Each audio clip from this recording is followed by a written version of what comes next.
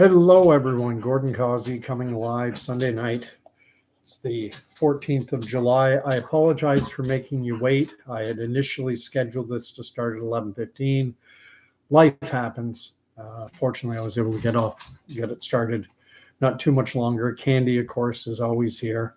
She wasn't on my earlier this afternoon, reacting to everything that's going on with Donald Trump and the assassination attempt on him. But we'll take care of Candy first. Come on up, say hi.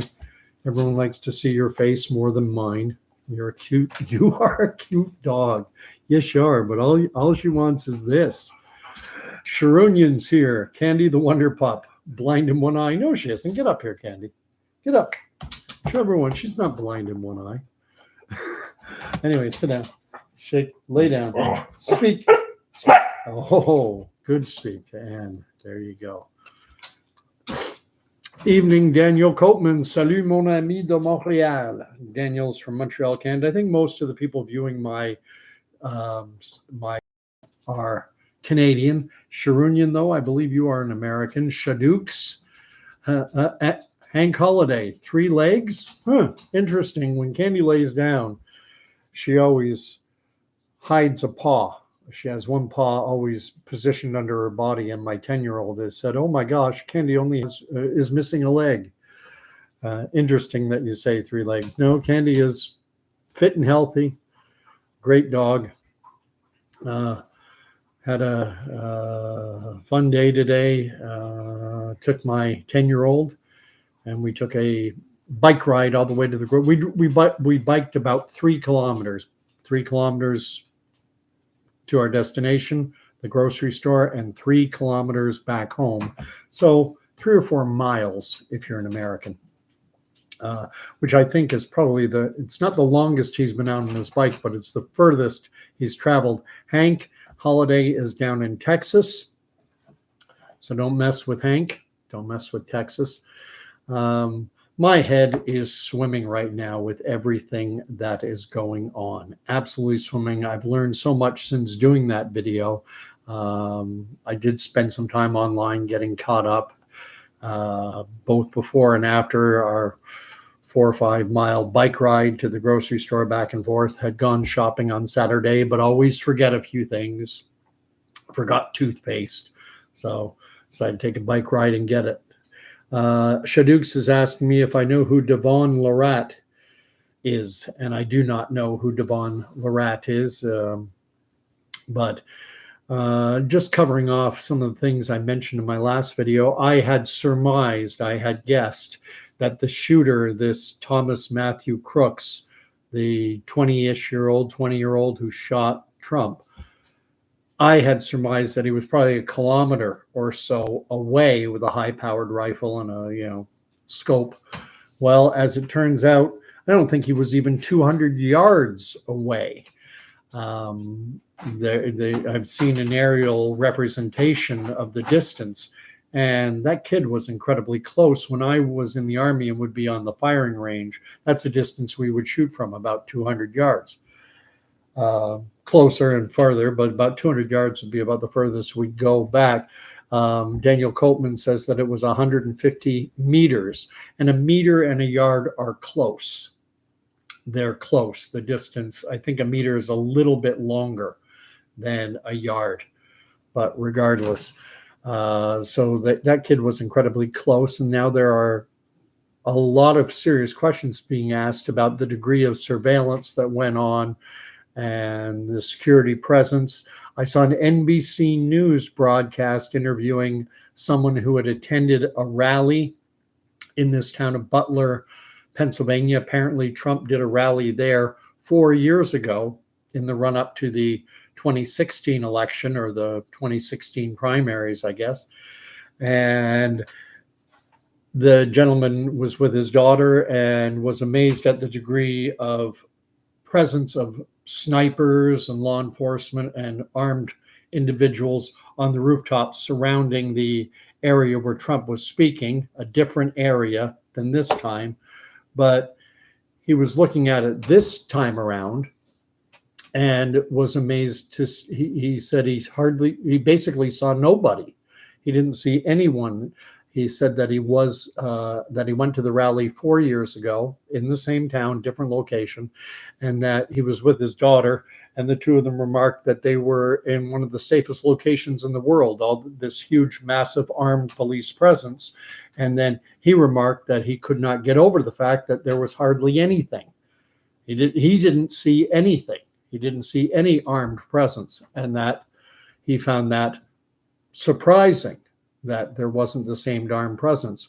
Another little tidbit that came out, there's video circulating showing a different angle of Trump, and you can see snipers in a sniper type position on the rooftop in behind Donald Trump, and then immediately after the shots pop, pop, pop, pop, pop go out, the sniper or snipers on the roof are seen firing in the direction of where I assume the shots came from, killing this Thomas Matthews Crooks. And it was almost like for it to, if this is genuine, if what I am seeing is real, it beggars my mind that they could target the individual that quickly. You would think that, if they were completely taken off guard by Trump being shot at, then holy cow, it would take time to sight and then target. But it appears that it was bang, bang. I'm going to read off what's being written.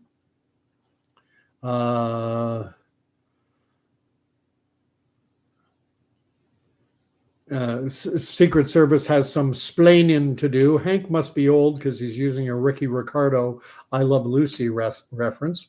Daniel Copeman is 1 meter equals 39, 1 yard equals 36. I don't know what you're writing, but I think a meter is a little bit longer than a yard. Oh, okay, yeah. 1 meter is 39 inches, 1 yard is 36 inches. So a yard is 3 inches shorter than a meter. Randy Kinder's back with us. He's writing real. According to Hank Halliday, he's writing, according to the search results, the director of the United States Secret Service is appointed by the President of the United States, who would be, in this case, Joe Biden, obviously. The president has the sole decision on appointing the director. My mind is swimming right now. Was this an attempt to take out Donald Trump, the presumptive nominee? And everyone knows the nominee for the, even calling him the presumptive nominee strikes me as being something of a half-truth, as if something could happen to dislodge Trump from carrying the GOP nomination into the November elections. Presumptive nominee? No, it's Trump and it's Biden. And I've been thinking about the elections that happened in not 2016, 2020, and when Trump won, there were so many. When Biden won, and I'm guilty. I think the election was. I think there was fraud. That's my opinion. I cannot prove it. I cannot prove that these mail-in ballots were fraudulent, but that is my belief. It just beggars my mind that Minnesota, Ohio, Pennsylvania, Indiana, all these key battleground states that basically decide who wins the election, that in every one of them, Trump was leading as everyone went to bed on election night. Everyone went to bed and Trump's winning by 300,000, by 500,000, by 200,000. He's winning by hundreds of thousands of votes in every one of these key battleground states. And then we wake up in the morning and in every one of these key battleground states, all of a sudden just enough mail-in ballots came in to flip the results, and now it's gone from the Trump column into the Biden column, giving Biden the votes in the Electoral College, sufficient votes in the Electoral College to vault him into the presidency. I thought that it smelled. That was my view. That was my view. It is my view now. And everyone says, that's, it reported in the press, despite total lack of proof, despite total evidence, many Republicans insist on promoting this baseless conspiracy theory that the election was stolen. And they would present it as if this is something that has never happened in U.S. electoral, politics before. And it's like, well, wait a minute. It happened in 2016 when Trump defeated Hillary Clinton. Immediately, Hillary Clinton and her camp started claiming that Trump had stolen the election and that Russian interference had somehow flipped the results. But that was okay. That was okay. It was okay to accuse baselessly. It's okay to accuse without any without any evidence. It's okay to point at the Republicans and Donald Trump and saying they stole the election, but you're not allowed to do it to Joe Biden and the Democrats. The double standard is just monumental. But I'm going to keep reading. Randy said, had him in sights 4 minutes, told not to shoot. What I assume he's saying is that they had this kid, Thomas Matthew Crooks, in their sights and for 4 minutes and were told not to shoot. There's another story circulating, and again, this is in the mainstream. This is I'm not sure exactly what network, but it was ABC, NBC, CBS, one of the big three, maybe even CNN, and they are saying that a member of the local police force in Butler was notified by people attending the rally. They had seen this kid, Thomas Matthew Crooks, climb up on the roof. And so they notified a member of the local law enforcement. And so this is the story, that he climbed up on the roof, confronted this 20-year-old kid with an automatic rifle, and that the kid then turned his weapon on the officer, and the officer retreated and climbed down. And that, again, this is in the mainstream. And I'm likening it somewhat to the reporting that came out after the JFK assassination, which I only know retrospectively because I wasn't alive in 1963, I guess it was, when John F. Kennedy was shot. I was born in 1966. But there were news reports immediately after JFK's assassination about people pointing to the grassy knoll and saying that they'd heard shots, gunfire coming from the grassy knoll. And there were widespread reporting on anomalies, on why did the motorcade slow down, and all kinds of things. And if indeed the Kennedy assassination was a conspiracy, and I certainly lean heavily in that direction, I do not believe for a second that Lee Harvey Oswald was a lone wolf climbing up to the the book depository, and that he was able with a bolt action rifle to hit a moving target. Even if he was a sharpshooter, I don't think it beggars the imagination to think that he could do that. The thing about, if there is a conspiracy, if there are high-ranking, incredibly wealthy, powerful, and influential individuals directing things,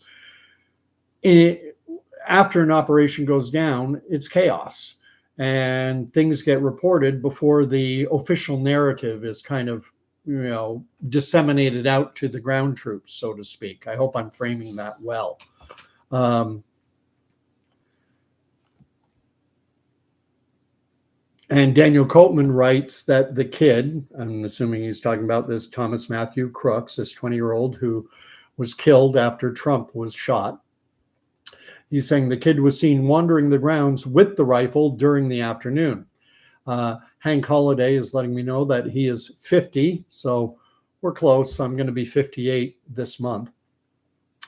Randy Kinder thinks the election was rigged. I think he's referring to the 2020 election that Joe Biden, quote unquote, won. Virtue Signal Side is here. I haven't seen Virtue for a bit. Just saw your video from last night. I'll also watched that prophecy clip. And he was in my town today at Frank's Diner. We should have a coffee. Next time you're in town, drop me an email. Let's have a coffee sometime if we can work it out. Daniel Copeman wrote Oswald wasn't able to hit a stationary target at basic. Although, well, I'm going to take that at its word. I'm going to take that came out during the Oliver Stone's famous movie JFK, that in military training, Lee Harvey Oswald had been a member of the U.S. military, Marines, Army. I'm not sure which branch he was in, but he was described at a less than average shot. Less than that, he was below par in terms of his skills with a rifle, and yet with I forget, was an Italian-made bolt-action rifle, not automatic, one you'd have to, crank. Was he able to do it? Anyway, Virtue Signal Side says, sounds good to my offer.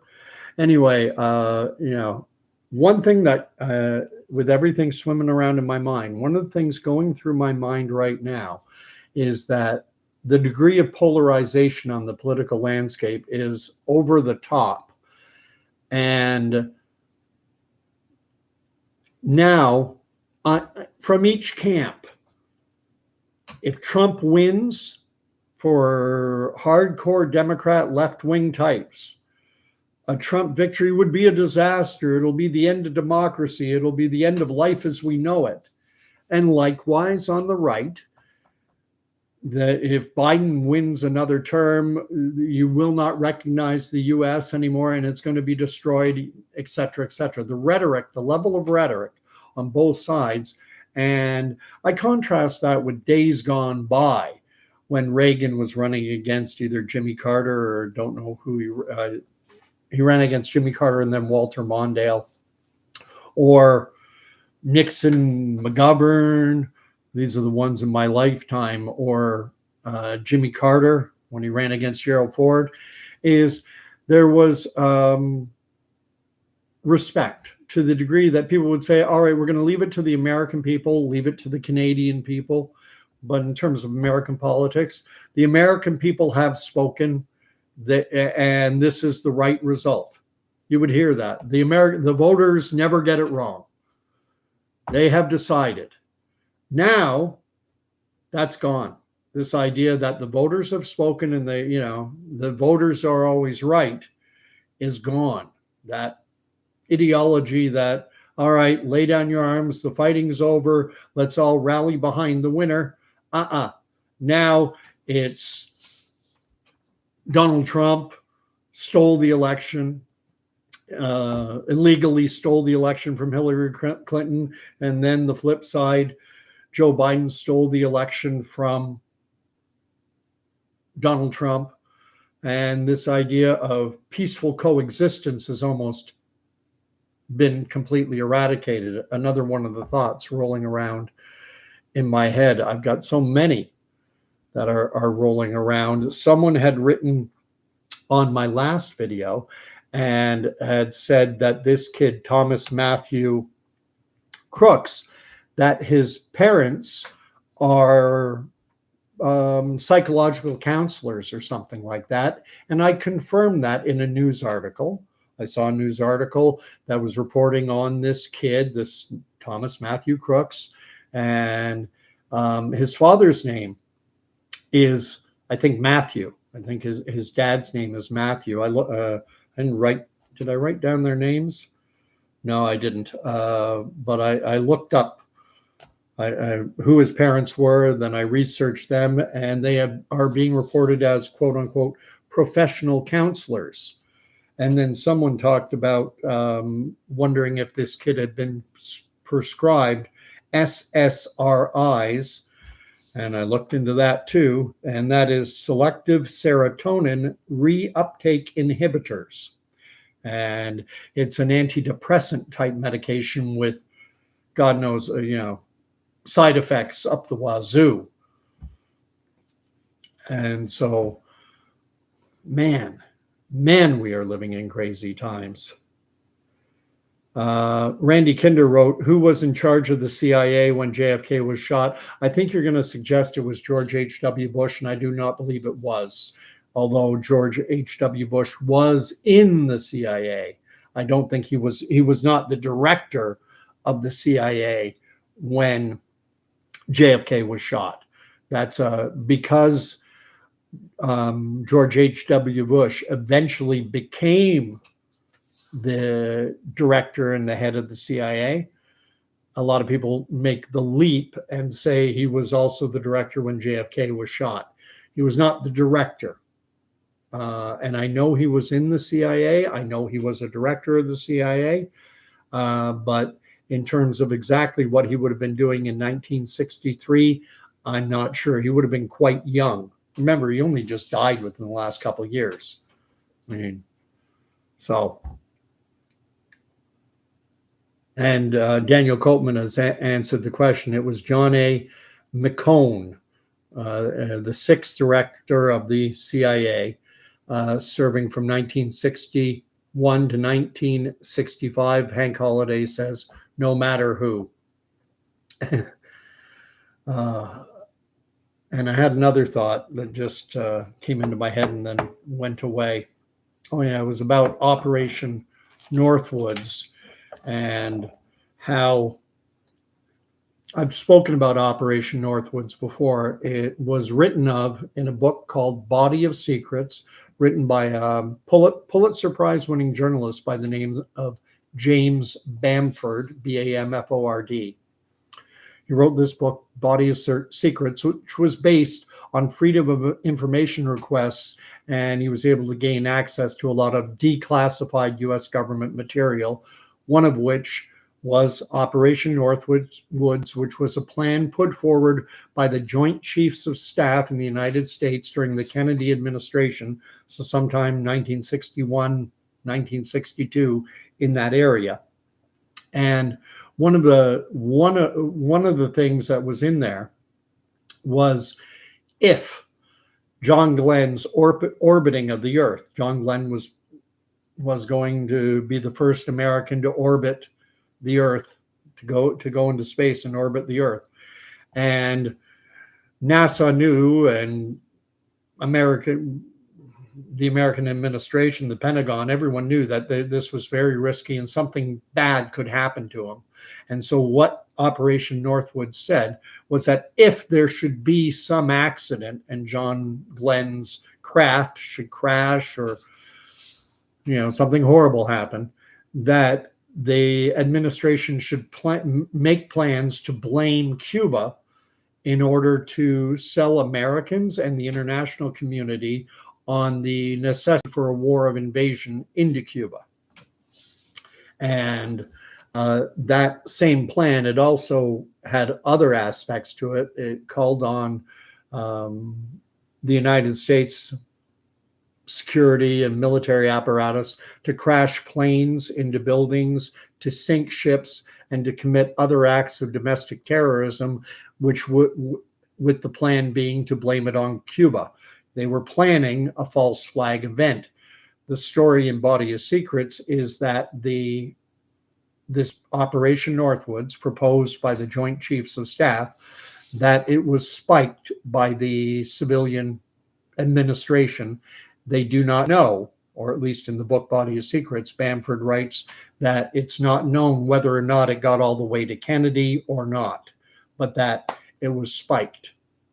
And in terms of what happened, when this kid, Thomas Matthews Crooks, was it a case where it came up in my last video. I think it was Hank who mentioned the words Manchurian Candidate, which is a book, I think, written in the 60s about a CIA program that might have gone all the way back to the 50s, maybe even the 40s, who knows.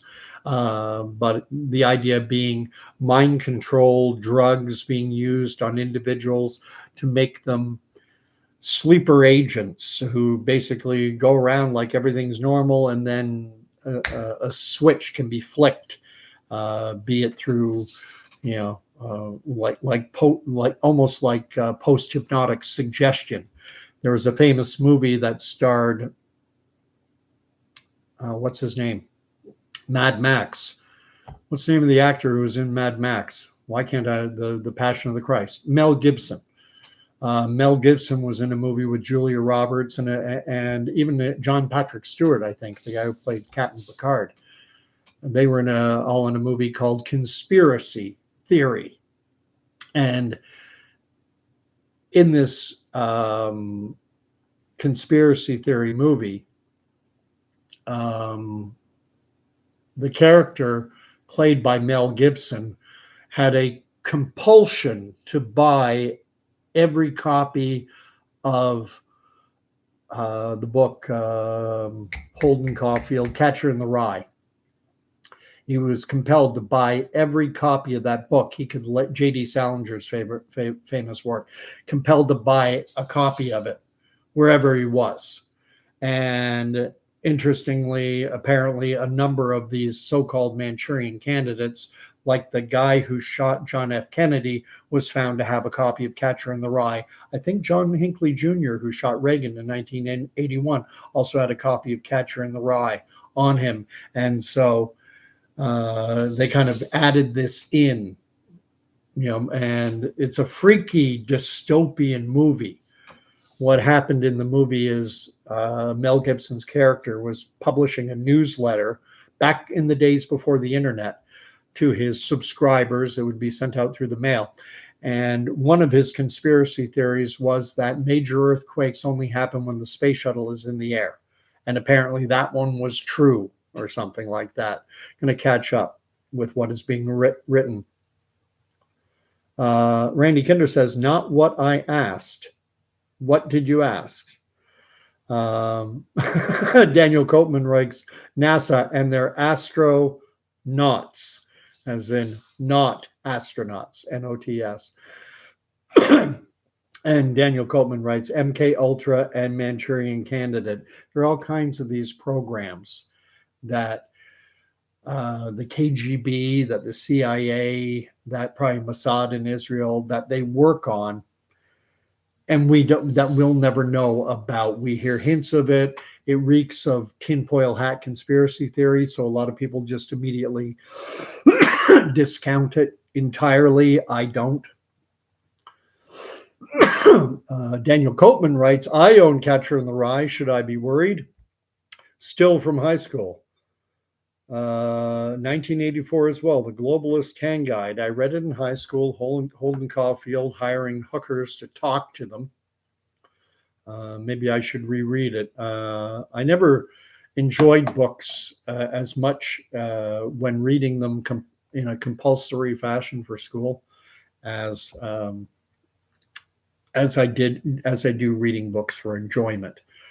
So maybe I should go back. And I really didn't enjoy Catcher in the Rye when I read it the first time. Maybe I should pick up a copy again. I don't have one. I've got 1984. I've got Brave New World. I have so many of these books. But there's another thing I wanted to bring up. So moving on from JFK, moving on from Trump. I did a video within the last week or so, and talking about what I see as the very real potential for so many things to be hitting at us.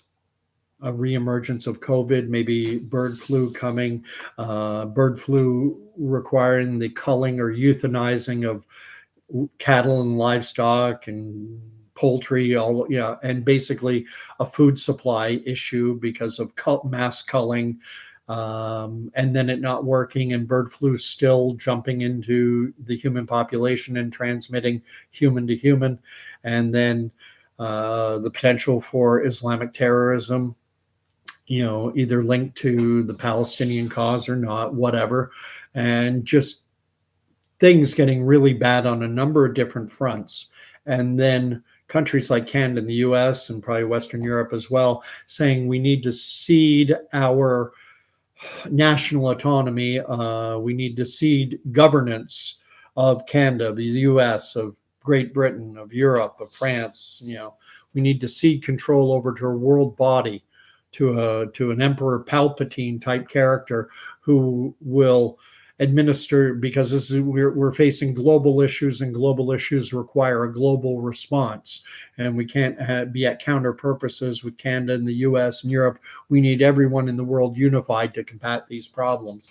And I'm just looking at this latest incident yesterday, with Donald Trump being shot, and wondering, does this just add, are we witnessing the death of democracy? This is where I was thinking about this Operation Northwoods. Could it be an organic situation that will just be used to, if John Glenn's flight, if it crashes and burns, let's use that and blame it on Cuba. Well, if there's an attempt made on Donald Trump or Joe Biden or a major figure, well, let's just use that as part of the narrative to try and clamp down and to turn the world upside down and have total global control, the New World Order, this Agenda 2030, Agenda 2035, even Agenda 2040 is out there, and the UN, United Nations SDGs, Sustainable Development Goals. Daniel Copeman's writing saying, careful. He's been rereading 1984 again today. I almost feel like changing my name to Winston. He worked in the Ministry of Truth. Rather scary seeing the parallels in real life today. Oh yeah, I've read 1984 a few times, at least 3, maybe more. Randy Kinder writes two most important words are God wins. We want to be on God's side. We want to be in Christ, not outside of Christ, whatever comes. And we don't know, I made a number in April 30th of 2023, I made 3 predictions. One prediction was that we would see the declaration of a climate emergency. And it never came to pass, but there were a number of climatic events that were deemed emergency level. Obviously, the one that happened in Hawaii, but beyond that, there were all kinds of wildfires in Canada impacting air quality throughout the United States and the industrialized Northeast, even in the Midwest, Detroit. That was one prediction. I predicted that there would be a health emergency, COVID or something else, Marburg virus, something would come out. That never really did. And the environmental crisis, it was never declared. I was thinking there would be the declaration of a global climate emergency. That never really happened. The closest thing that came out of it was Joe Biden introduced his climate corps, like the Peace Corps of the 60s, climate activists that the White House, that the US government is financing. And the third prediction was that there would be an escalation in the war between Ukraine and Russia, or another war. And lo and behold, we did get another war. We got what happened October 7th, and we have that ongoing conflict between Israel and Iran, and Iran's proxies just going to catch up. Daniel Copeman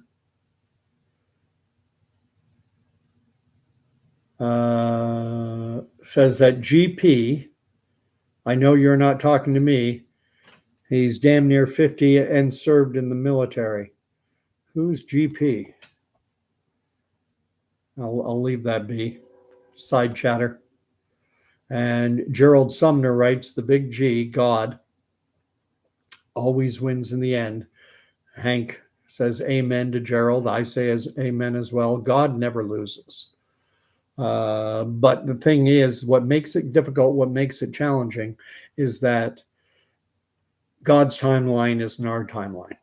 Not always. Typically not. I've referenced it before. Think of the Israelites as they were fleeing Egypt and Pharaoh was pursuing them. And they got pushed right up against either the Red Sea or the Dead Sea or the Sea of Reeds. pick your translation, how you want it, whether you want to call it the Red or the Red Sea or the Sea of Reeds. But, you know, had it been done on the Israelites' timeline, things would have happened much quicker and much easier. God doesn't always work that way. In fact, most times he doesn't. I think we're put to the test a lot of the time. And Monarchy is checking in. Always good to have everyone here. GP writes, Allah is the only true God. Allah is the Arabic rendering. It's like in German, you say Gott. In French, the word is Dieu or Seigneur. In Arabic, the word is Allah. It's an Arabic word that means God. When Christians refer to God, it is the triune God, Father, Son, Holy Spirit. Not one any greater than any one of they're three in one. And Jesus said, I am in the Father and the Father is in me.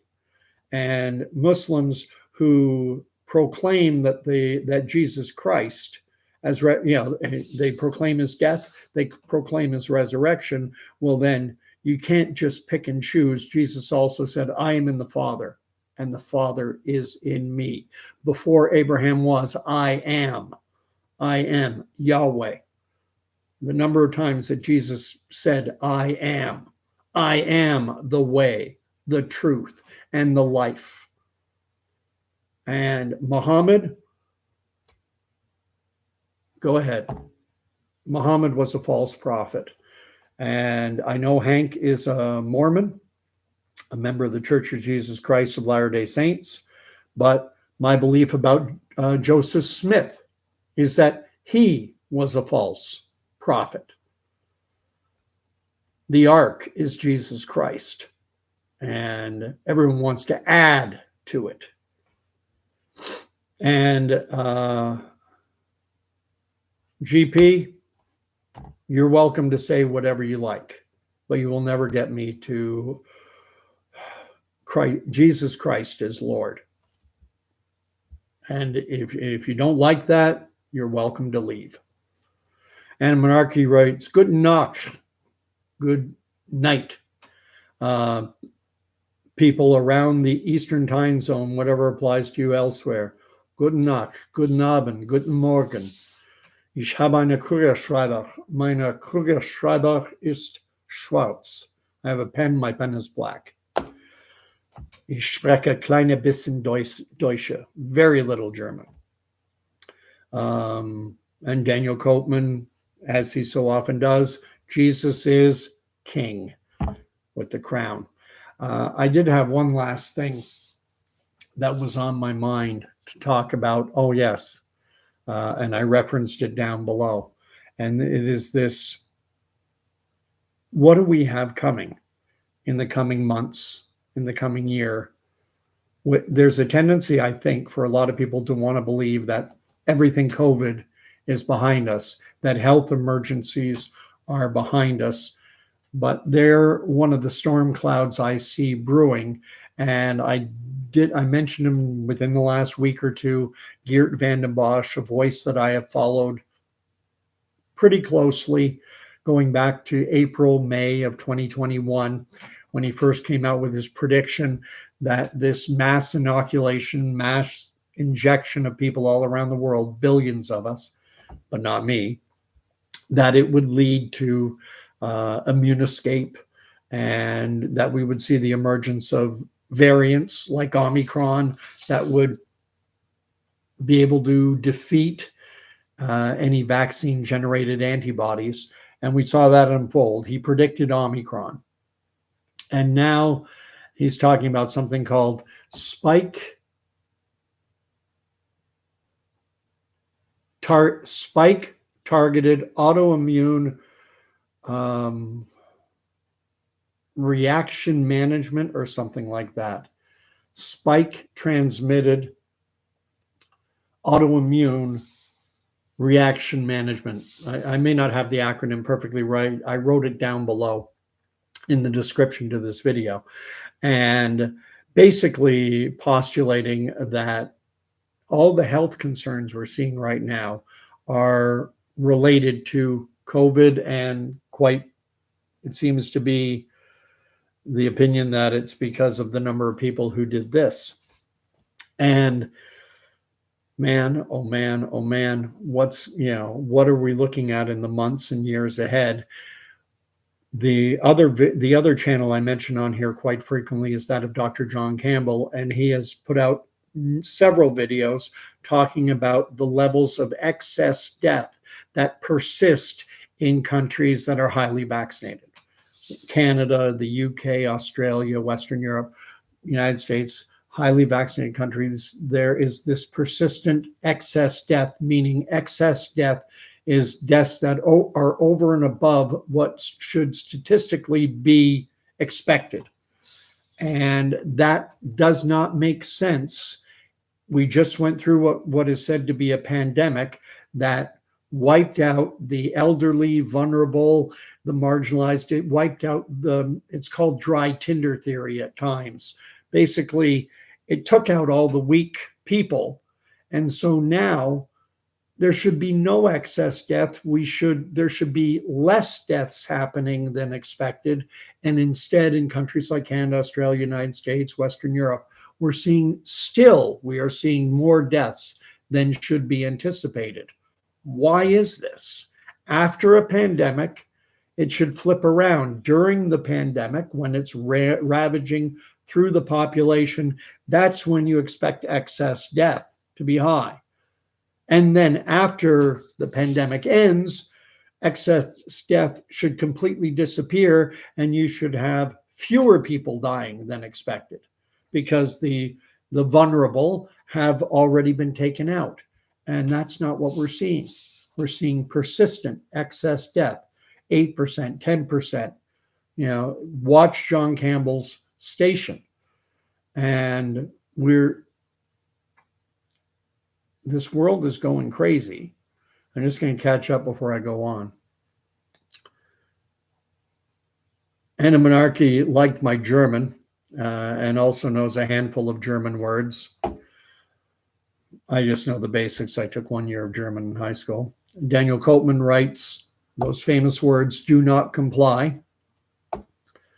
GP. Yes, GP, we are not closing our eyes to everything that happened with COVID. And those who do not know their history are doomed to repeat it. And so a health scare and the mistakes that were made, could they be repeated? Absolutely 100%, especially by those who ignore them and want to pretend that COVID never happened. That rolled up their sleeve, got a couple shots. Most said, well, okay, I'm done now. Now I'm an anti-vaxxer. Most stopped after 2 or 3. Only 15% of Canadians are still following the advice of NACI, which is the National Advisory something on vaccines and immunizations. There's only 15% of Canadians, roughly, who are still following the advice and rolling up their sleeve every 6 months. So most of Canada, if you're not following the advice and getting shot up every time they tell you, to me, that makes you an anti-vaxxer. Anyway, going on. Randy Kinder, not me. Hank Holiday writes, Bill G., I'm assuming Gates, said the next pandemic will get our attention. Well, COVID got our attention. I couldn't have a coffee when I wouldn't take the vaccine. I couldn't get on a plane or a train. I couldn't go to the hockey rink. I couldn't do anything.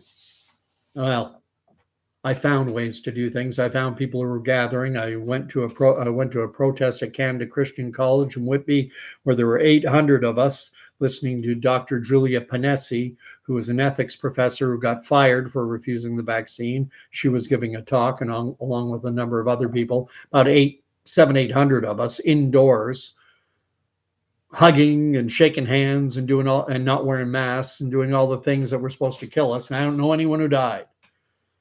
And GP, why am I afraid to say vaccine? Obviously, I'm not.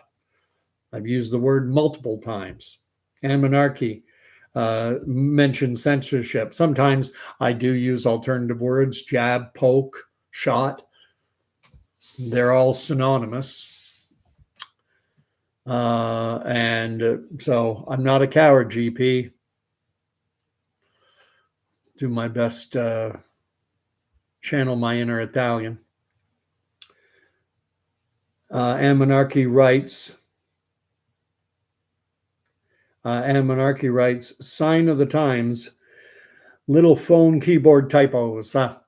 Don't worry about the keyboard typos. I don't care about them. GP might. He seems the type to focus in on the picayune and the minor and use it to promote an argument. He's a troll. It's all good. A Muslim troll at that. So Daniel Coleman writes, I did what I wanted during COVID, 1984. And we even had, Daniel Coleman's from Montreal, where they were under a curfew from, I think, 8 or 9 p.m. until 5 or 6 in the morning. Weren't allowed to be outside unless you showed your papers. And that was a test. That was 100% absolutely a test run to see who will comply and who won't, who will, when the next one rolls out, they'll know who to come after. Here I am. But with all these things going on, and there's more. We have the climate crisis, and it's important. This what they're foisting on the population, telling us that carbon is a deadly, that's destroying the climate and everything, and that we have to stop driving our cars and we got to switch to electric for everything, and we have to impoverish ourselves and our children. That's an important issue to fight against. It's important to fight against the climate narrative, which is not based on science. The climate narrative is based on computer modeled simulations that only use the variables needed to prove the propaganda they're pushing out. It's given the label science, but it's no more scientific than so much of the other crap that we endured during the COVID era. They put the label science on things, but it's not science. So there's that. And that's an important issue, what they're doing. Look at what they did in Germany when they switched to solar and wind and drove the cost of electricity through the roof. And then they still had to turn on the coal-fired plants because the wind doesn't always blow and the sun doesn't always shine. Oh, geez, wish we thought about that before. I guess we better turn on the coal-fired plants. So zero utility. They're still spewing carbon into the atmosphere.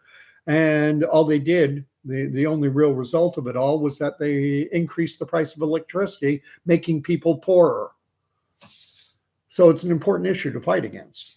But then you got the whole transgender business going on too, where they want people to believe that gender is a societal construct and that it's okay for a drag queen to dance lasciviously in front of little kids while reading stories, and that they're normalizing this. And you got to fight back against that.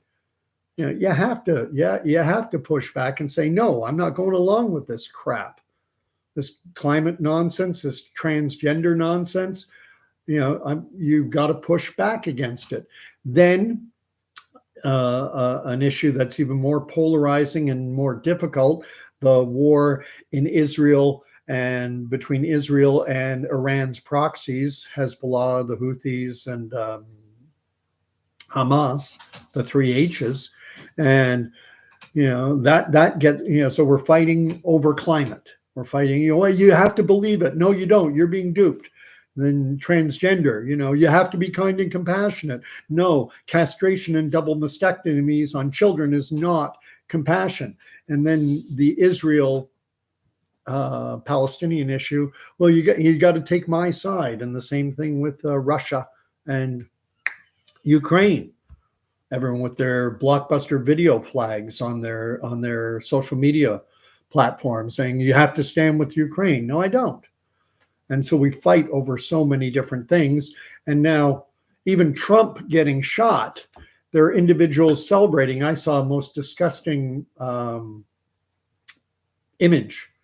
It was a meme, and it had Donald Trump. They photoshopped Donald Trump's face onto someone fleeing like a drive-by shooting. and ha ha ha, isn't this funny? Finally, they're going after Trump. Like they were happy that Donald Trump got shot. And there are this individual who I know from back in my high school days, more of a friend type of situation. And I don't like to unfriend these people because I don't like to be in an echo chamber. I want to hear what the other side is saying. I want to hear what people who disagree with me are saying. Do they have an intelligent argument to make for their point of view? Sometimes they do, oftentimes they don't, but that's the same for my side. Oftentimes it's just mindless banter and rhetoric. Anyway, going to catch up. Anarchy writes to GP, I spent all day eating pork rinds. Pork rinds are not halal for anyone who's not familiar. Basically, Muslims and Jews share pretty much the same dietary restrictions. When the Islamic faith was created, 600s, 700s, basically anything the Jews did, the Muslims did more. It's like, oh, you pray 3 times a day? Oh, okay, well, we do it 5. And how do you pray? Jews, well, we bow our head. Oh, well, we bow our head right to the ground. And when do you circumcise? Jews say, oh, on the 8th day. Oh, we do it at 13. You don't even remember your circumcision. I remember mine. And so anything the Jews did, anything that was in the Judaic faith, the Muslims basically said, well, we do it more. But that was because Muhammad was influenced heavily early on by, he was a warlord and he needed support. He needed backing. And so he wanted to court Jews and he wanted to court Christians who also occupied the Arabian Peninsula along with him. And that's why the Quran, when it starts out, is very nice towards Jews and nice towards Christians. We're members of the book. But then as you move later into the Quran, then they do not worship. Now we're no longer of the same book. That we worship a different God. They're not with us. They're not part of us. We're better. And then, the whole idea of jihad. The Quran is a difficult book. And Monarchy writes, I have been shadow banned and censored a lot. Doesn't matter how many viewers I have on my channel. I contribute elsewhere. All good, Anna Monarchy. As I've said many times on this channel, a lot of times I know I'm just shaking my fist at the cloud. And I'm trying to inject my voice into the public discourse. And we'll see where it goes. Well, I enjoy it.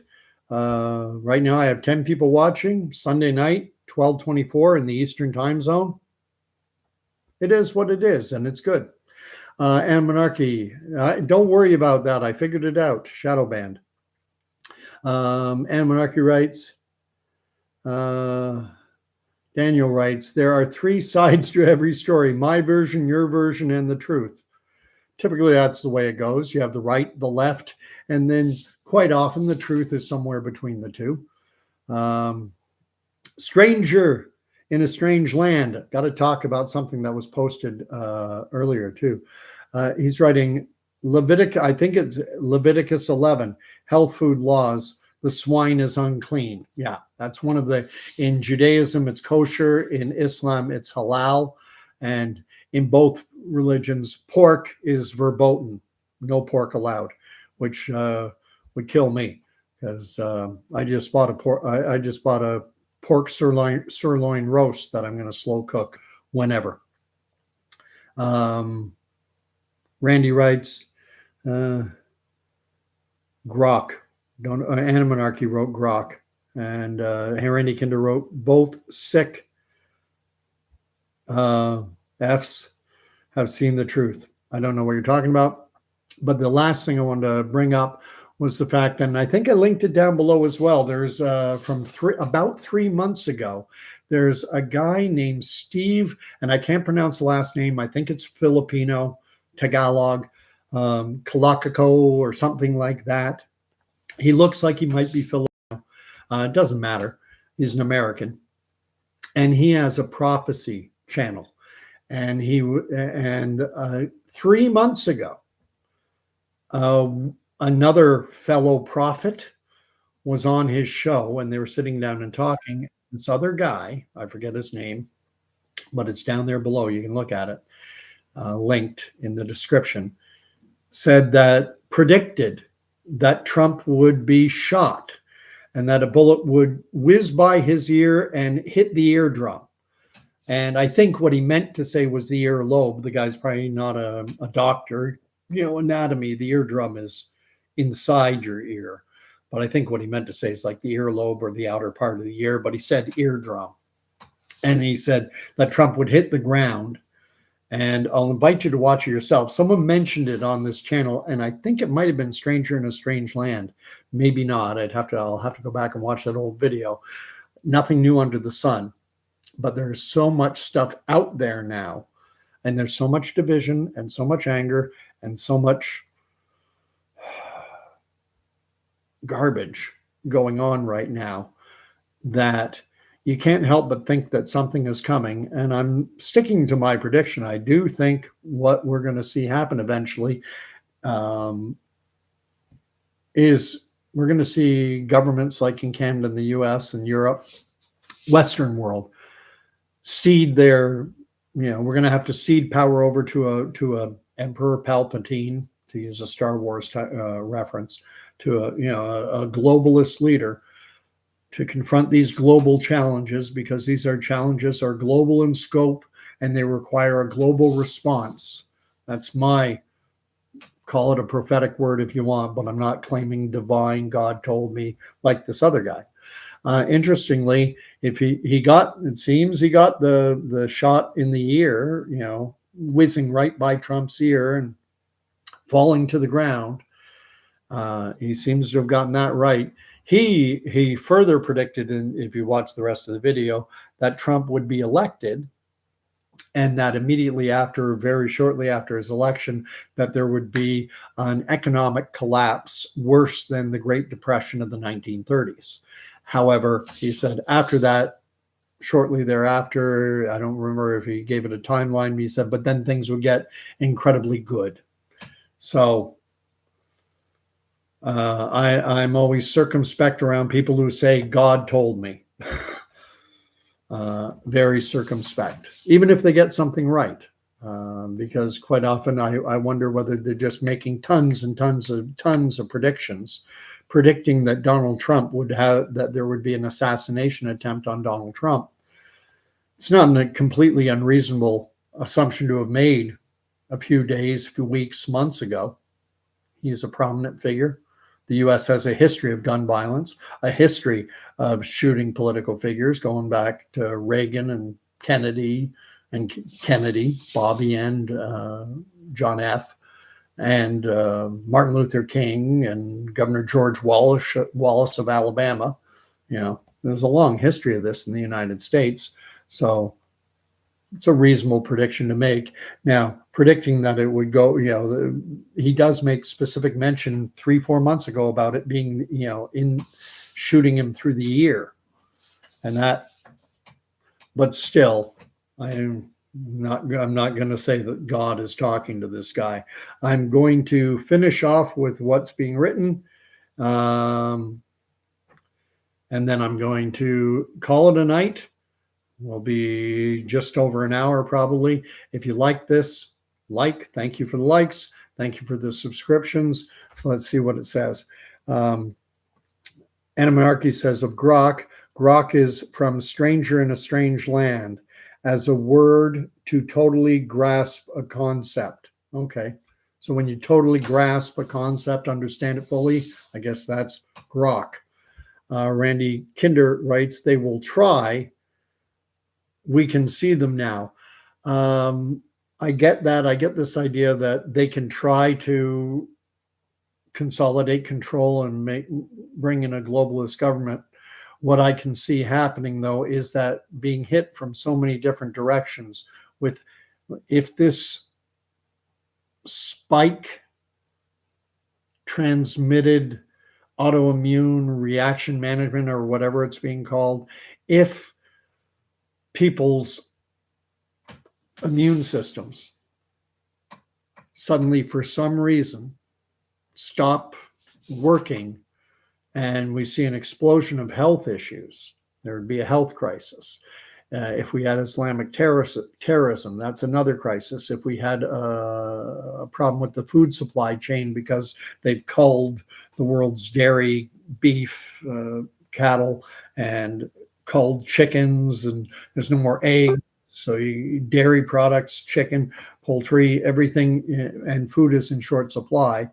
If there are too many problems happening all at once, people can't see the forest for the trees. All they're focusing on is the trees. I haven't got, the food's too expensive and there's not enough of it around, and everyone around me is getting sick. And in all the major cities, there are all these terrorist attacks happening. And then there are these climate disasters that keep happening, like happened in Hawaii last year. Oh my gosh, keep me safe. Keep me safe. I'll hand you everything. Just keep me safe. Like we saw during the COVID era, except ramped up exponentially. Randy Kinder writes, we have the gold, and asks me to sleep well. Bonne nuit. Bonne nuit à tout le monde. Bonne nuit à Hank Holiday. Switching to French. Randy Kinder, have faith. We got this. And Monarchy, thank you for the highlight on my name.